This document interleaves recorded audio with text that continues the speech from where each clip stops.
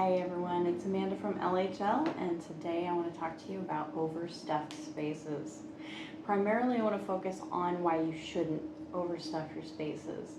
So recently I had a couple of clients. They really reminded me of myself probably just a few years ago, but definitely in high school. I didn't understand really the idea of what you should do with containers, and it's kind of a strange thing to think about, but in my mind, if you had a large container, it was perfectly fine to fill it to the top. And what I found was, like many others will, that when you fill a big tall container with small things, you inevitably have to empty the whole container out onto some surface, maybe the floor, maybe the table, and then to find the one thing you want that inevitably sinks to the bottom, and then you have to throw the whole thing in even more disarrayed, and then the next time you're doing that same process again where everything comes out so that everything can go back in. And this is really the problem with the container being too big for the things we're keeping in it. A big container with big objects is not a big deal. There'll only be a few objects to sort through, but a big container with small objects is a big problem. So I had a couple of clients that had their drawers stuffed to the top. Sometimes it was with boxes that were nested on boxes, and so the drawer still functioned well, and other times the drawer wasn't functioning. It would catch on the way out.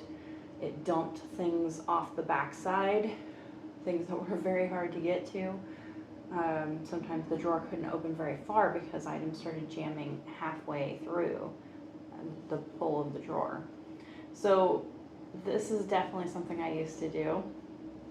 And honestly, I think I got more organized about it. Like I would have some sub-containers with lids, and then I would stack these sub-containers. So I was removing fewer objects, right? I was removing these other containers that were full of things, but they were contained. And I thought I was doing great, honestly. That worked for me for a while. And it might work for you too. But I found after I got a brain injury, it's a little hard to explain if you've not been through it, but with a brain injury you get very visually overwhelmed. Kind of, I think, it sounds like a lot like ADHD, where everything, it's harder to do that executive functioning. You just don't have a lot of energy. It's not that your brain can't do it, you just fatigue a lot faster. So I would start with a lot of steam to pull all this stuff out and then find my object, and I would stay focused long enough to find my object, but then I was just done for. So I discovered that I needed to have fewer things. One of the things that I did was to put fewer items in every container, including drawers. I now keep my clothing in drawers folded more Marie Kondo's style. Not exactly the way she folds, but so that they're upright and they kind of stand upright. And this lets you keep fewer items in there, honestly. But it also, if you fold it in a certain way, consistently, it's never above the line of the drawer. You can always pull that drawer all the way in and out.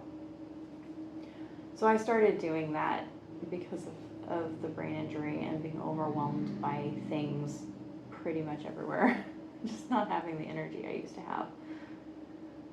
I'm well past that point now, but I still like to keep things simple. It's been a great lesson for me. Who knew?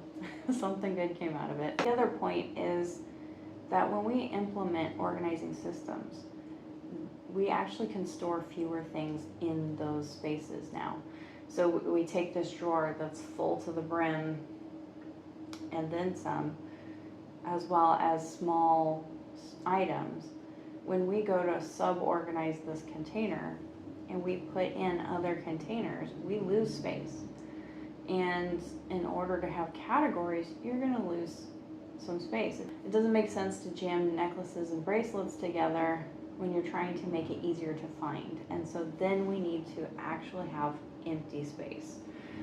So I really want to encourage you to embrace this white space, as they call it in design. And that is the idea of leaving something empty, leaving certain spaces deliberately empty. benefit of going ahead and organizing this way and having fewer things in your space is that they're going to be easier to access. You don't have to unpile 15 things to get to the thing you need and then have to dump it all back in and not remembering exactly how it all fits, or having to remember exactly how it all fits to get the drawer to close. So we're really aiming to have some space in there. Doing this allows us to have a more organized space and access things easier and put things away easier and not have that jumbled mess in between every time. So that's why I would encourage you to go ahead and organize anyway, even though you're going to lose some space. When it comes to white space, this is the open space that you deliberately leave. Sometimes when we declutter, we find out that everything feels really stark. I highly suggest you go ahead and live with that for a little while to make sure that that's not just an adjustment of your brain being used to seeing things everywhere and adjusting to seeing some white space. First and foremost, give it a little time, at least a week. And then, if you feel it's still too empty, start adding back your sentimental items, for instance, as decoration. So group things together on shelves, start filling in until it feels maybe just right. And then stop, live with that for a week, and if it feels too full, remove some things. And this is what you can do to adjust to white space. Same with your walls. So your walls might be completely barren. This one was empty at one time too, right? But I went ahead and put in art and decor, and it really does matter what the whole room looks like, not just one wall. You don't want to be looking at one wall at a time, because for instance, this one has patio doors on this side, this half wall, if you will, over here, another half wall where the TV is essentially your artwork, and then a full wall with a door and a big window. The window is the artwork there, basically. And then it's got another wall, which I have shelves up in, that I put display on, and that's my busiest wall. That's really where it's encouraging people to come on in, all the way in, and look at the things on the shelves.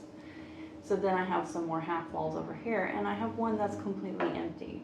It has nothing on it except light switches. So I encourage you to do that. Just look at the room as a whole and fill in where the room needs it, not just looking at a wall and saying this is empty, I need something on it. You want to embrace the white space in deliberate places.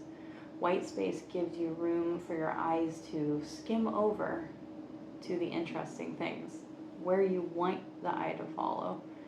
The white space allows your eye to easily pass over it and look at the thing that you want to look at. I definitely want to encourage you to consider your drawers. This caught me by surprise because I mistakenly didn't have clients show me inside their drawers when I was quoting, and it threw the quotes off bad. Because several clients, not all of them, but several clients had drawers that were completely stuffed with little things and not easy to get rid of trash like it often is, but a whole bunch of little things that we had to go through and make decisions on, and so they took longer. It definitely makes a difference. And then of course every time they were going through it, they were getting frustrated. Where's my such and such tiny little thing in this, the possibility of maybe 6 or 7 drawers? Where is this one little thing? And they had to dump everything from one drawer to the next, and just a huge mess everywhere. So we went through and we separated things out by category, but still each of those little bins were a little full too. And it would be very tempting for my clients to go back and fill those containers all the way up and then start laying things across the containers even, because technically the drawer is taller. The organizers are only about half the height.